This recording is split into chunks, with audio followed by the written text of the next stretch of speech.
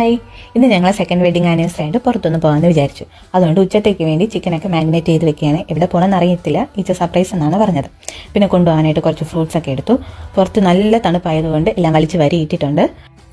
അങ്ങനെ നമ്മൾ 17ത്തെ ബസ്സിൽ കയറി ചർച്ചിലോട്ട് പോയി. ആദ്യം ചർച്ചിൽ പോയിട്ട് പോകാമെന്നാണ് തീരുമാനിച്ചത്.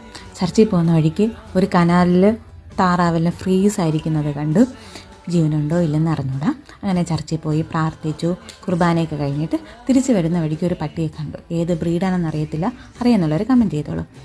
എന്നിട്ട് ഞങ്ങൾ ആ സ്ഥലത്തോട്ട് പോയി. ഹിച്ചി തുടങ്ങുന്ന എന്തുവാണ് പേര്. അങ്ങനെ ഇപ്പോൾ ഒരുപാട് ആൾക്കാരുണ്ടായിരുന്നു. ഞങ്ങൾ വിചാരിച്ചു കുറച്ച് പേരെ ഉണ്ടായിരുന്നുള്ളൂ എന്ന്. അങ്ങ് മുകളിൽ പോയപ്പോഴും ഫുഡ് പോണ്ട് ഫുള്ള് ഫ്രീസായിട്ട് കിടപ്പുണ്ടായിരുന്നു. എല്ലാ ഫാമിലി എൻജോയ് ചെയ്യുന്നുണ്ടായിരുന്നു, സ്കേറ്റിങ്ങും എല്ലാം. ഈ കൊച്ചു പിള്ളേരൊക്കെ എങ്ങനെ ഇവിടെ നിൽക്കുന്നതെന്ന് എനിക്കൊരു പിടിയില്ല, അത്രയ്ക്ക് തണുപ്പായിരുന്നു. സമ്മതിച്ചേ പറ്റൂ. അപ്പോ ഞാൻ പുഴ അടക്കാൻ പോവാണ്. ആർക്കൊക്കെ പോവേണ്ടത്? പിന്നെ ഈ പുതിയ പിള്ളേർക്ക് ദക്ഷിണയുടെ കാര്യം അറിയാത്തതുകൊണ്ട് അതുകൂടെ പറഞ്ഞേക്കാം.